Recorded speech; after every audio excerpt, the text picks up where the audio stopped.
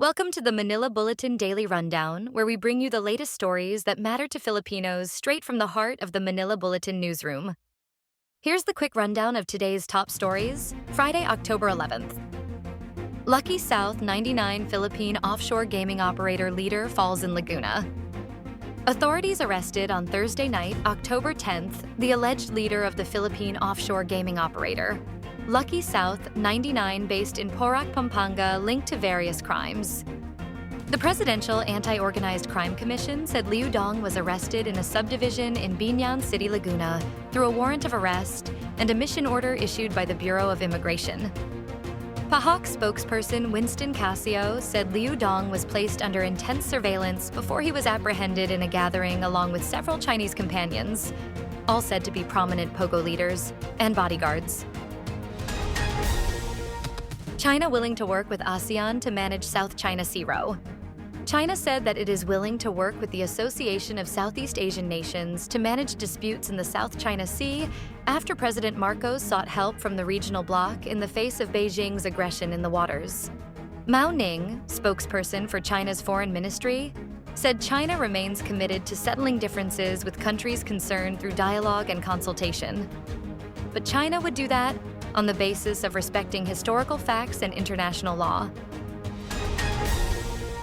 Senate inquiry on Apollo Quiboloy's alleged crimes to resume on October 23rd.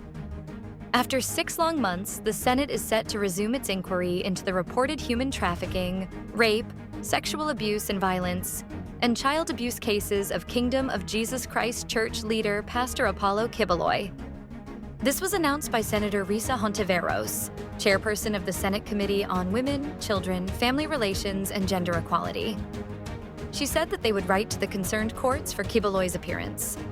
Hontiveros said that there were victims in the previous hearing who were willing to attend again, as well as new ones who wanted to seek justice. Marcos says that China's behavior in South China Sea should not be ignored. President Marcos called on participants of the East Asia Summit to exert concerted and serious efforts to resolve disputes in the South China Sea and not ignore China's continued disregard for international law and standards. In his remarks, the president noted how, more recently, People's Liberation Army Navy missile ships intimidated Philippine civilian fishing vessels and aircraft. He likewise cited the incident in August when Chinese vessels harassed the Philippine Coast Guard while on routine maritime patrol in Escota Shoal, which is within the exclusive economic zone of the Philippines. 159,000 new 4Ps students benefit from tertiary education subsidy, according to Senator Gatchalian. Senator Sherwin Gatchalian said that 159,000 new students will benefit from the increase in tertiary education subsidy beneficiaries from the Pantawid Pamilyang Pilipino program, or 4Ps households, which will receive financial assistance for education-related expenses. Based on an analysis by the Senator's Office of Data from the Commission on Higher Education and the Unified Student Financial Assistance System for Tertiary Education, or UNIFAST, only 21% of tertiary education subsidy beneficiaries for the school year 2022 to 2023 were from low-income households, or those from both 4Ps and listahanan. Fuel prices expected to jump by 2 pesos next week. Rising fuel prices from Malampaya, resulting from new gas sale and purchase agreements, have led to increased charges from independent power producers. Despite the added costs from Malampaya, the overall reduction in electricity rates is seen as a positive development for consumers.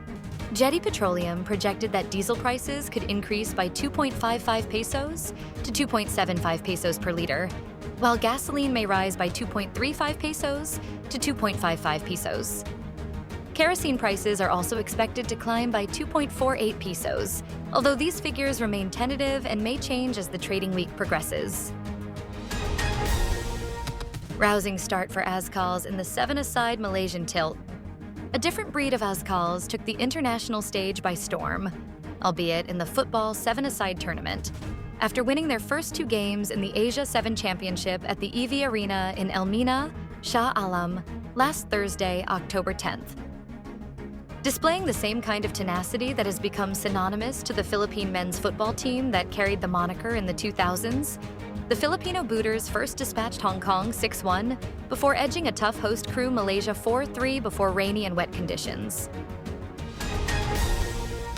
Although Milton has moved on, at least 8 are dead and millions remain in the dark.